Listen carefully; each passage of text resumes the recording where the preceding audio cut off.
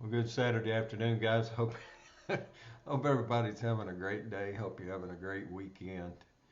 Um, Things, as usual, are a bit chaotic in the Clevenger household. That seems to be the norm. And I guess when you have 9 people living under the same roof with all the things that 9 people have going on, chaos seems to be the norm, and you've just got to sort of be ready to embrace that. And a lot of you may be in the same situation. I mean, just take today for instance. Kim had to go down close to Selma for a ball game for Gemma. Teddy has a birthday party today in Auburn, and that's just 2 pieces of a very vast puzzle. Of course, the party involves everybody because it's a party for my man Teddy, and we're looking forward to that. But you just on days like today and a lot of other days, you get to thinking, man, there's a lot going on, and you start searching for a little patience, right? And when you think about patience, you think about Job, obviously. But I'm not taking you to the book of Job today. I'm taking you to the book of James. And James is getting down to the end of the book. Of course, this is a book I believe that's all about real, true, genuine biblical faith that is meant to help us in our everyday, day in and day out lives. James is just a good practical book of how to live the Christian life. And in chapter 5, he deals a little bit with this idea of patience. Here's what he says: Therefore, be patient, brethren, until the coming of the Lord. So, how long should we be patient, James? Till the coming of the Lord. Till we breathe no more, or till the world stands no more, whichever comes first. So, we got to be patient. It's just part of the Christian life, right? Obviously, being patient. And the idea there is persevering as well, not just patience, but perseverance, being able to endure and keep on keeping on. So we got to keep on keeping on till the Lord comes.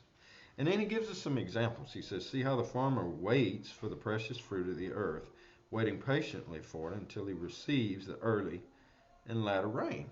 So he gives a farmer as an example, and a farmer is a great example of patience because they have to put in a whole lot of work to bring about the harvest. And they've got to be patient till that harvest comes. I mean, there's no rushing it. It's going to get here when it gets here, just like the coming of the Lord. There's no rushing it. It's going to get here when it gets here. And you got to go through whatever you got to go through. You got to go through good weather, bad weather. You got to go through insect problems or no insect problems. You got to go through animal problems or no animal problems. You got to go through all of that, right?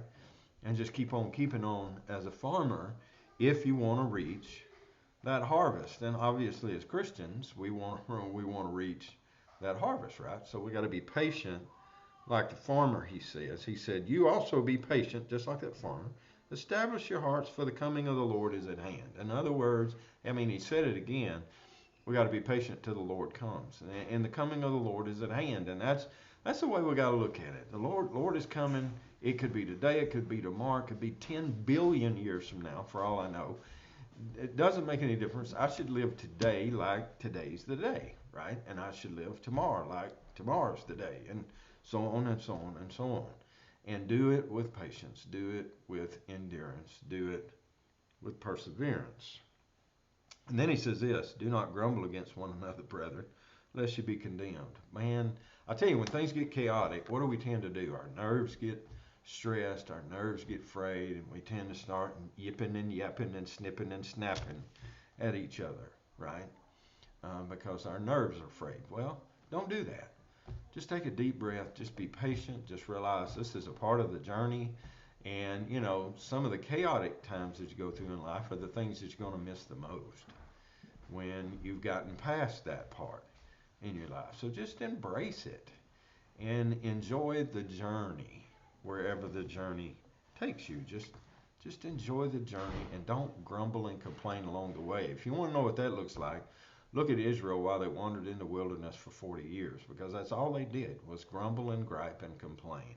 And the Lord and Moses and Aaron had to constantly deal with their grumbling and griping and complaining.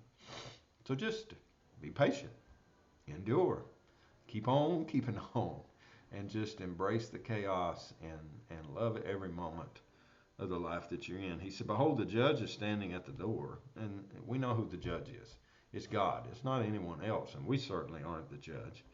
He said, my brethren, take the prophets. So he's given us the farmer as an example. Now he says, take the prophets as an example, who spoke in the name of the Lord as an example of suffering and patience. All the prophets of the Old Testament, they preached and preached and preached and preached and preached, and nobody listened, and nobody listened, and nobody listened, and nobody listened, and all they got for their trouble was persecution and trial and difficulty, but yet they kept on preaching, and yet they kept on delivering the message, right? So not only do we need to be like the farmer that's waiting for that harvest, we need to be like the prophet who in his lifetime during his service may never see any profit to what he's doing because the people just weren't listening, right?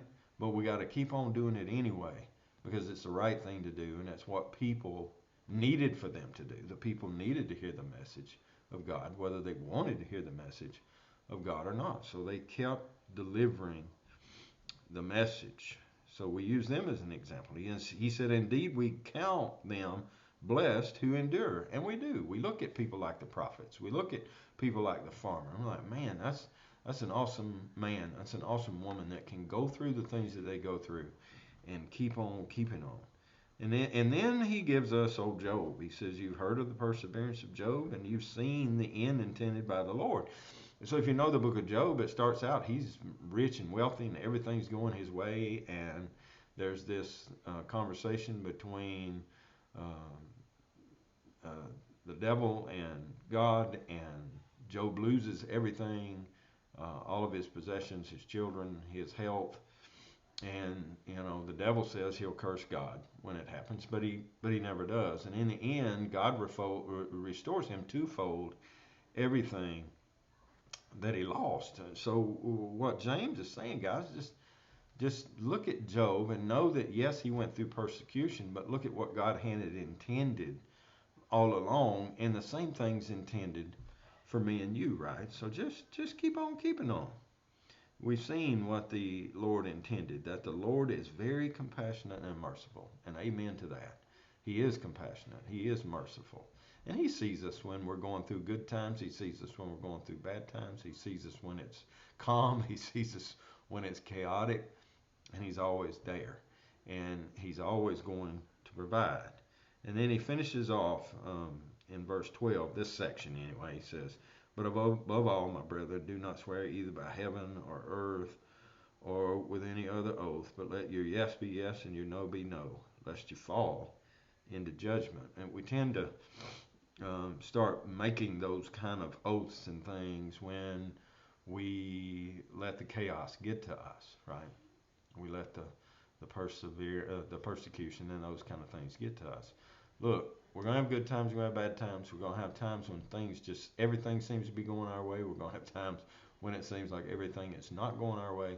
And we just got to keep on keeping on, no matter what. That's what James is saying, and that's what God is saying to me and you through James. Just embrace the chaos, make the most of every moment to the glory of God, to the betterment of others.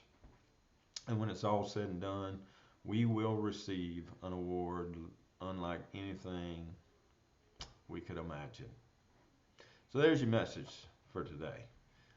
Pray for everybody that's coming to and from the party in Auburn. A lot of people coming from a pretty good distance to get there.